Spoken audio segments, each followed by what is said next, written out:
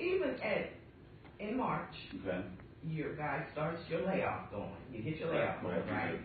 Until you know what the monies are, and then you gradually call them back. Yeah, well, it seems like it's nonstop. I mean, you guys continue to hire all through the year. And again, you know me, you know who I am. Mr. Harvey knows who I am, and I'm just going to put it out here. When my husband was football coach, he had 6 coaches, including him. Okay. Now they have, what, 9? I think it's 8. 8, 9. Oh, wow. But when he was coaching, wasn't no money. So I want to, well, I'm not going to say it like that. I want to know. I just don't understand how you can have all this money all of a sudden appear when it's never been there before. You know, and it's not right, Mr. Ryan, Mr. Harvey, and I guess you're the attorney, for all of this to be riding on our back. It's just not right. You know, and I bet you can count on 2 hands how many employees and teachers in this district that live in Cahokia. Yep. I bet you. You'll probably be a little bit bigger than 2 hands. Yeah. But I admit, I'm not, you know what? I don't lie to people. When the news comes, I'll tell you the truth. You're right. There is not a large percentage of our employees, certainly not of our certified employees that live in Cahokia. I agree. Exactly. I'm not going to argue with you. You're absolutely right. Money from here going to other districts, paying their taxes, and those districts are striving. Why? Well, and again, I'm not sure that they're necessarily striving. Oh, they're striving. Signal Hill has music. They have musical programs at Signal Hill. They have auditorium for the children. They have a lot of stuff for these children.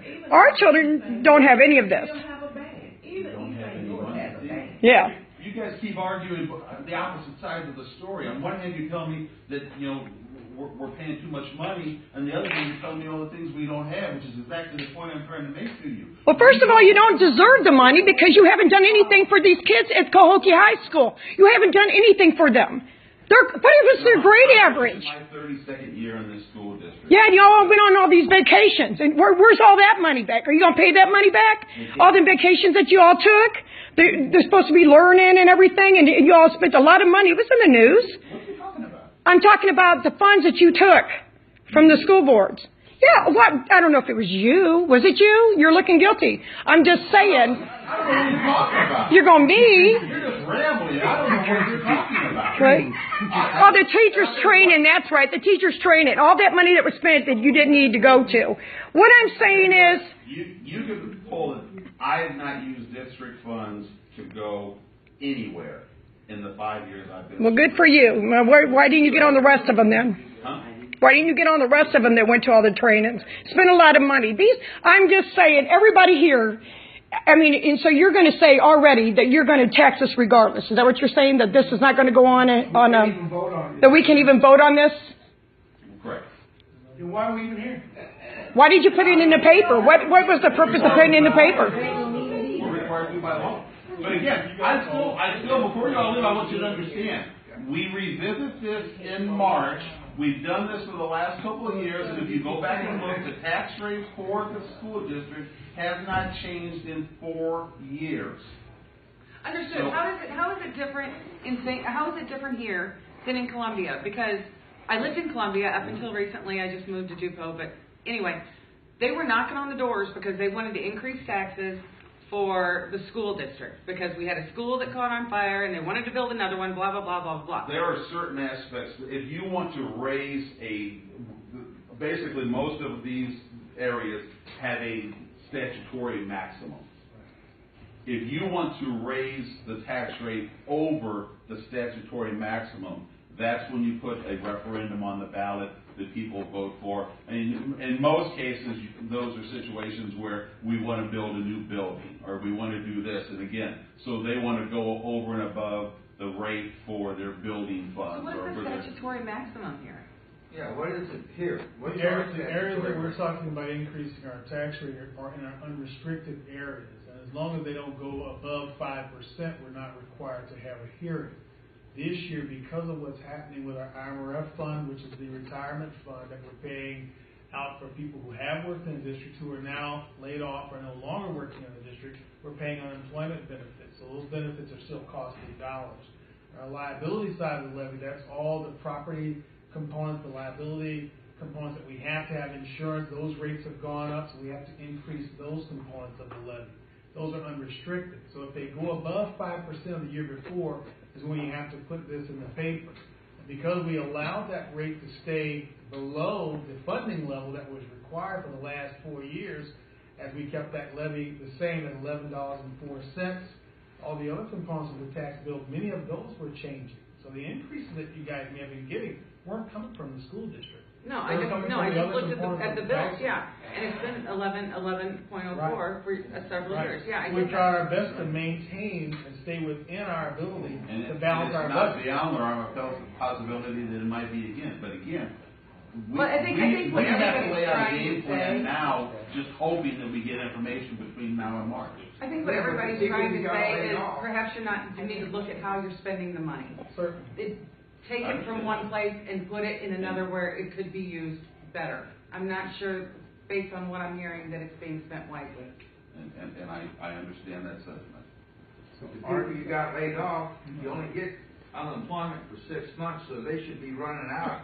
Well, you have to realize, some of them were laid off, some of them got employment, some of them retired early, which again, we have to pay the IMRF.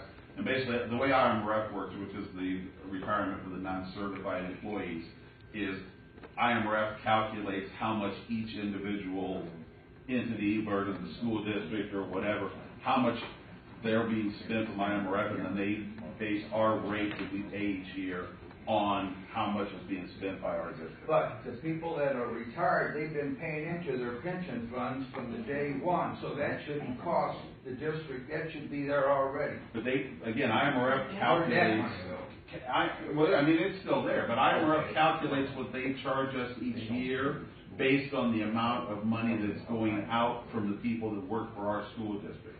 So if there's suddenly a larger number of people that retired, the rate that they're going to charge us goes up more because there's more money going out. And again, that's, to be perfectly honest with you, that's how IMRF set their situation up. That's why if you go and look, IMRF, like all the other retirements throughout the state that are in trouble, IMRF is perfectly funded. They have no problems at all for 2 reasons. Number one, because of the system they have set up on what they do, which is what they do now. And number two, because they were independent and the state has no ability to get into their money. What is your guys' unemployment rate? The district unemployment The rate? district's unemployment rate. You keep talking about paying into unemployment. Okay, so you pay that every quarter. I And can't you give have you a a rate, but rate. like I said, I can tell you that in the 4 years or 5 years now that I've been superintendent, from when I started to now, we have 85 less positions than we had when I started. Well, that's neither here nor there. That's not what I'm asking. I'm asking what your unemployment rate is. Everybody has a rate. You guys have an unemployment rate, and that's what you're paying, whether it be 5.5%, 7.5%, I'm sorry. 4% to the state. Yeah. Okay. What percent is your unemployment rate? From our standpoint, it's coming at a dollar valuation of about $250,000 every quarter is what we're paying in total unemployment compensation. Okay. I'd like to see that because I'm not sure I believe $250,000. Okay. The highest We can share that state with is like 12%. And We can how share high is that- your payroll then? We can share that with you. Our payroll's been reduced significantly over the last several years. We unemployment used to be is at based on $26 million a 80,000. year. Our payroll's down to $22 million. Okay, so $22 million a year. Right, we've reduced payroll $4 million in the last 3 years. So we've made significant cuts. There are lots of services that are no longer available for children, as you mentioned. But as the superintendent said, you can't have it both ways. Either we're going to reduce services or we're going to spend that money and have excess budget. We can't have an excess budget because the state won't allow that. So we're trying to meet all these things at one time. And you can't meet all of them, so something has to go. And these ideas, several services have gone. We've reduced staff members, we've closed school buildings, we've shut down other areas, we don't purchase as many textbooks. There's no longer a textbook recovery program from the state, so no funding from the state on textbooks at all. What goes on in this building? What do you guys use this building for? This is the This is board. our central administrative building, so basically, the directors of special ed, curriculum, Title I, myself, personnel, finance, we're all in this building. How many meetings here a week? A week? Or a month? I mean, you're talking just in general? How often do you use it? Well, there are meetings in the building daily, but Yeah. of course, board meetings, one board meeting a month, there are committee meetings during the month as well, Probably about four. as well as About departmental 3 or 4 meetings. committee meetings. How And many they last people about an hour, utilize so it? you're in here maybe 10 hours a month? In this particular room, No, In this because, building? because this room is used for like PD for teachers, meetings with other, staff, things like that. Matter of fact, we actually have a calendar where we sign up for use of this room and the conference room there next door. So, I mean, it's used with a fair amount of. How many people utilize the building in a day? It's a big building. How many people go through here in a day and use it?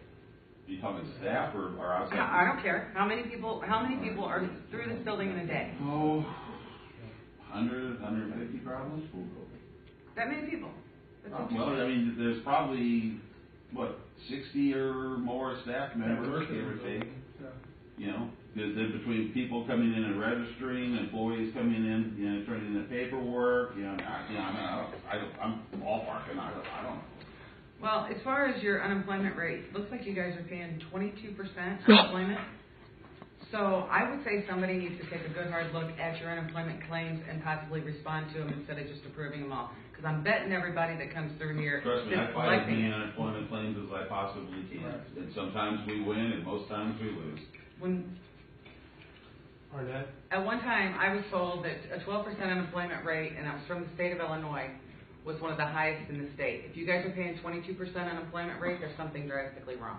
I don't believe 22% I don't really is a lot believe of the money. rate's that high. We'll go back and verify, and if you give me your information, we'll communicate, and I'll share with you Well, exactly you what said we're paying. 250 million and 5.5 million a quarter. 250,000. 250,000, right. 5.5 million, 250,000, that's It'll what. be $1 million No, a year. No, that's an annual number. I said. I'm looking for the percentage. So you said $250,000 annually. So Oh, okay. Oh, annually you're paying in unemployment? $250,000 annually. That changes it a lot. Yeah. I'm sorry, I didn't want to answer my phone. I'm sorry, I apologize. $250,000 It's an annual.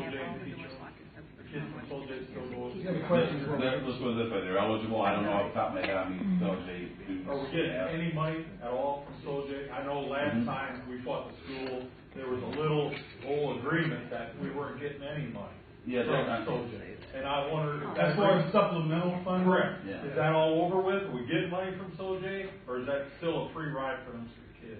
Well, I won't say it's a free ride. It's Tell you how it is, Mr. Harvey. they pay taxes as well as a member of the community, but we've also received some supplemental funding over the years that go into capital projects. How much? About $200,000 a year. How many kids?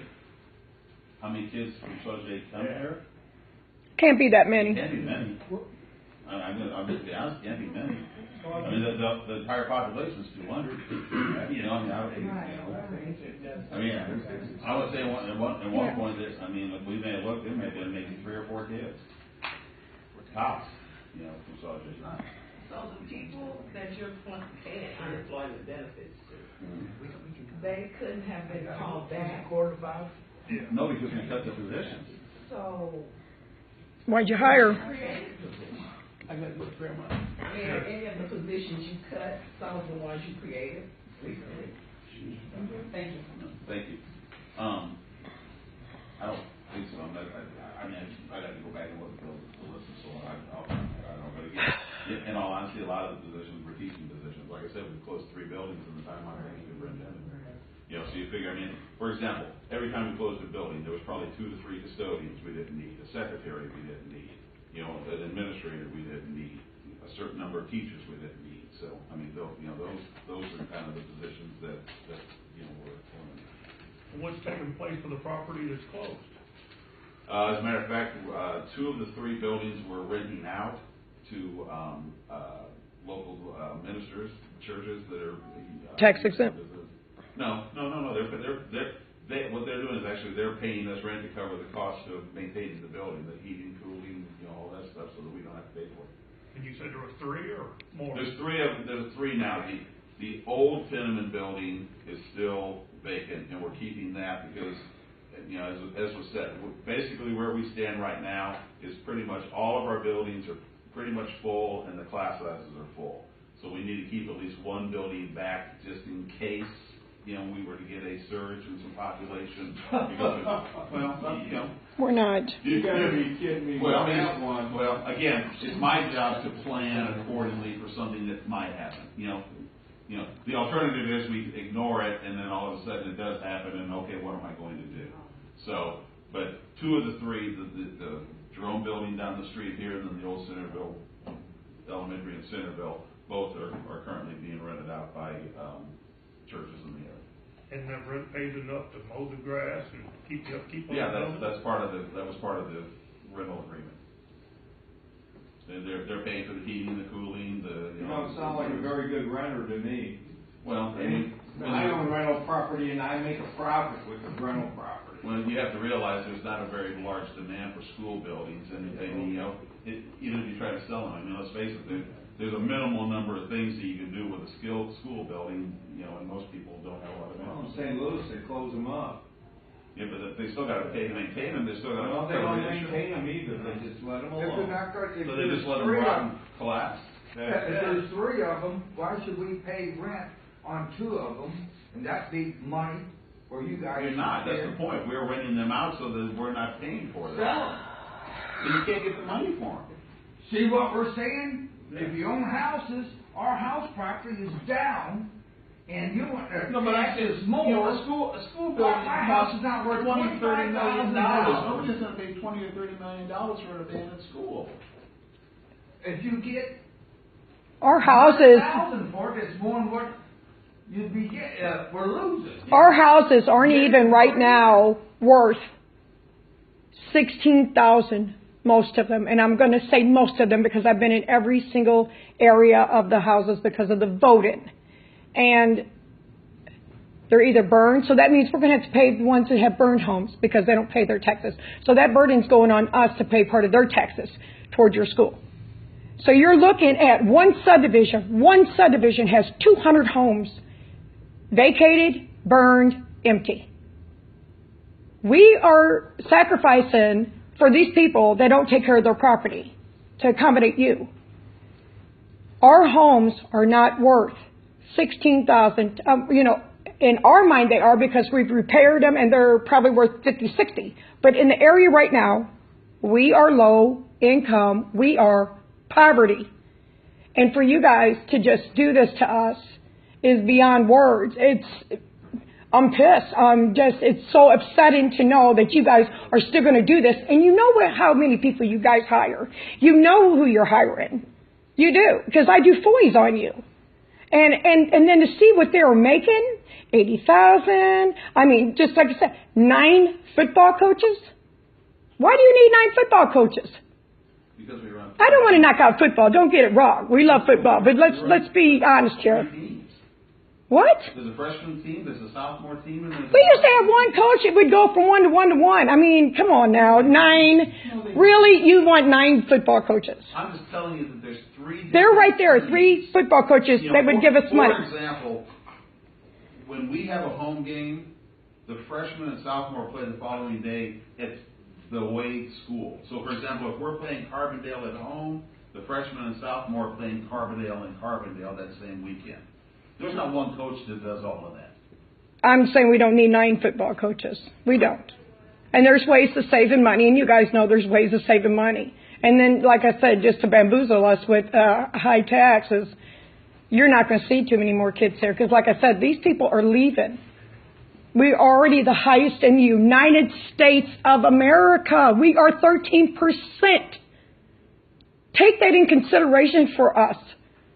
I mean, and like I said, it's crazy what you're doing to us. And these kids are not learning like y'all think they are.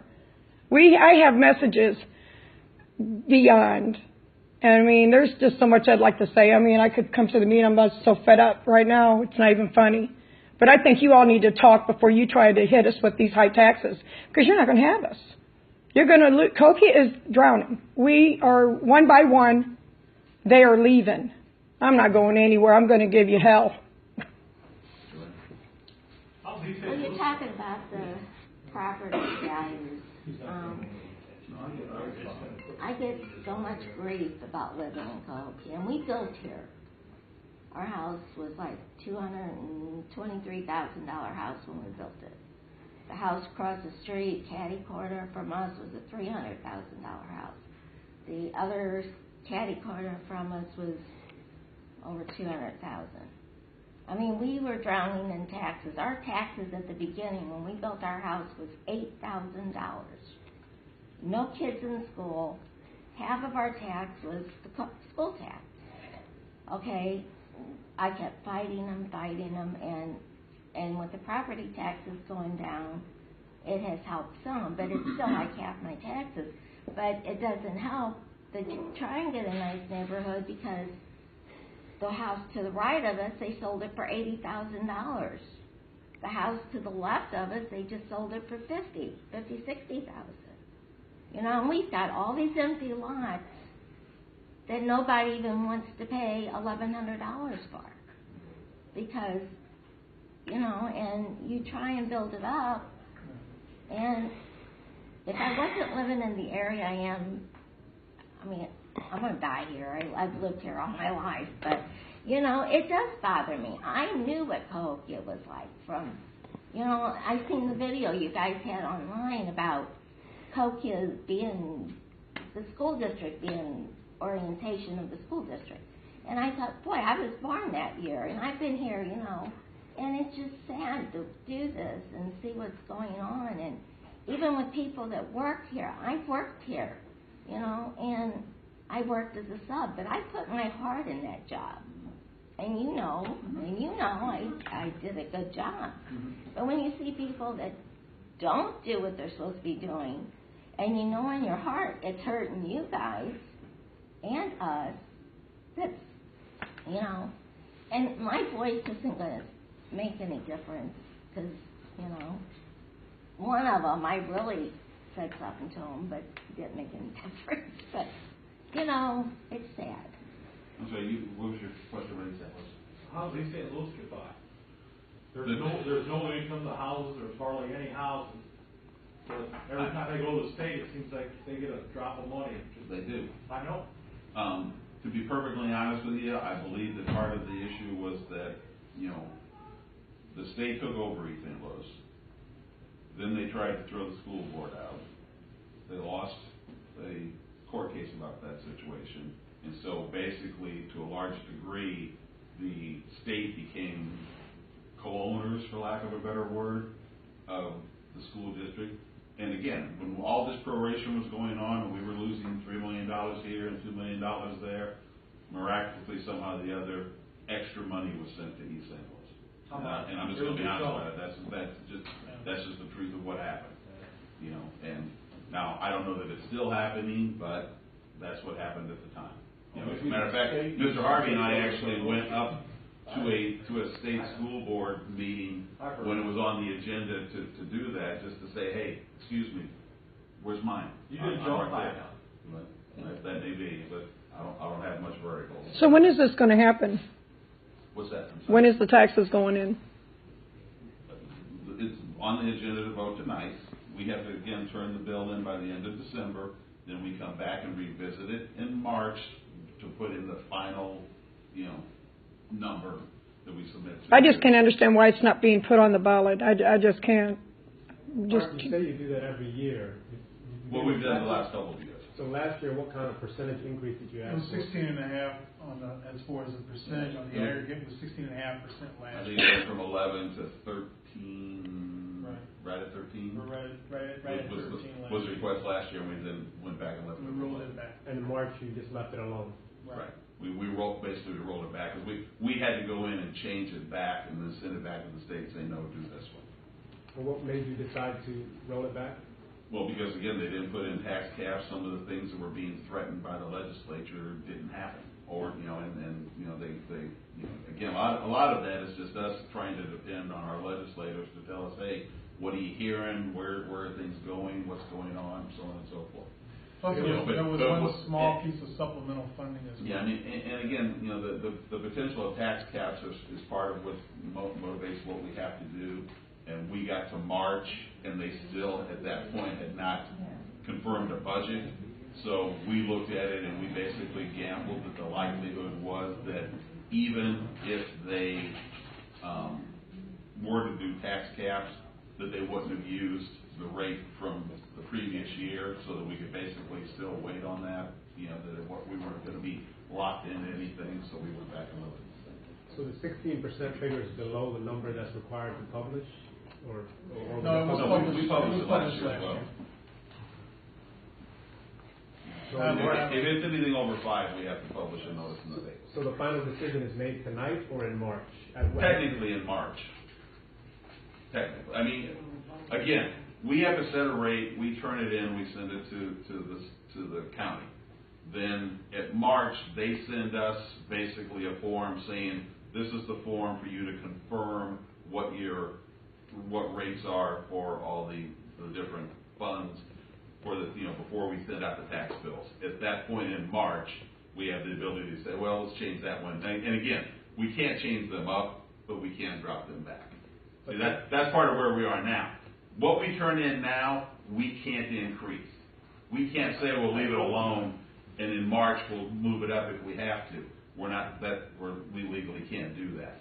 That's why we have to kind of do it now, and then we can revisit it when we get a little bit more information. So in other words, you can do that every year. Yes. So, That's kind of like. We have, and like I said, but if you look at it, your rate has stayed the same for 4 years.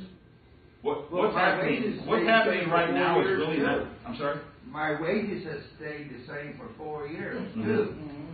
How many wages went up in 4 years? The taxes on the homes have gone That's up. part of why we haven't raised the rate. Well, then you shouldn't raise it this year, too. And we may not. Again, what I'm trying to get you to understand is we establish it tonight because we have to, and we have to basically make some decisions and make things in there because we don't know a lot of answers right now. We have the ability to go back and make changes in March. And if you go back and look at it, that's exactly what's happened for the last 2 or 3 years. We've had increases in the rate we turn in December. We get to March when we get a little bit better answers and understand a little bit better what the legislature is doing, and then we make changes back. Now, will the public be notified in March if you are going to continue with the 25% increase? There's no secondary notification. There's not a requirement for that. So we just see it on our tax bill. Could we Correct. come in here in March and talk to you? You're the superintendent. Say, did we raise it or not? You can say yes or no. Tell us the rate. Sure you can. So we'll be able to know where you used every bit of that money We at? have to have an appointment. No. I don't know you. Well, it'd be, No. I tell you what, I know where it goes. I'm saying I want to know when. Well, if I'm here, I will talk. when is the best time for me to do a FOI to find out exactly where every bit of that money went that is coming out of all of our taxes? When would be the best time for me to file my FOI? So I know exactly how you are using my tax money and where it is going. We can give you a copy of the budget. We can just give you a copy. Well, I think your first thing is you need to take out some employees. And you need to do background checks. You smile about that, but see, I can give you, like I said, I can give you a lot of people right here that have got records from beyond, and you still hire them, and they're not qualified. So I'm just saying, check up on the employees that you're hiring first, and that would be one thing I would do, and stop hiring everybody. But back to your original question, we could give you a copy of the budget that shows you here's the money we're anticipating getting, and here's where we put it all. I mean, I'm talking about, is it going to go books? Is it going to go to teachers? Is it going to be hiring teachers? That's what I'm saying. That's all I want to know. Well, I mean, again, we can show you where we put, I mean, I'm not going to sit here and pretend that as the school year goes along, things don't come up and, hey, we need to take some money out of this, go do that because this just broke down or this needs fixed or whatever happens. But we can certainly say, here's the game plan, here's the budget of where we put the money and what we're planning to do with it. I just know how people are swapped from the village to the high school, from the high school to the water company, back to the high school, and it just like we can't even keep up with you guys with what our money is going on. That's why I'm saying that. Yeah, if you want any information, I can give you some. But getting back to the football, I went from 1 to 12 and graduated from Cahokia. Okay. You need 2 football coaches for the seniors, varsity, 2 for sophomore, and 2 for freshmen. They run it like that from 63 to 69. Yeah, I'll go back. Why do you need 9? You know, how much money would that save if you had Realistically, 3 coaches off? Family, that's why. ballpark $6,000, $7,000. Why you say ballpark 6, 7 Well, because they're depending on where they fall, there's a range of the stipend for being an assistant football coach that runs usually somewhere between $2,000 to $4,000. You know, so 3 of them is probably somewhere 6, 7, 8,000, give or take. No, that's the annual number. Yeah. Yeah, I mean, So you know, It's not a full-time job. the stipends for being a football coach, or basically football and basketball, which are the ones that require more time, are a little bit higher than the rest of them. The head coach stipend is usually somewhere, I want to say, and I can get it for you if you like to where I leave. I want to say it's somewhere maybe like $6,000 to $7,000 max. Starts at like $4,000 to $7,000,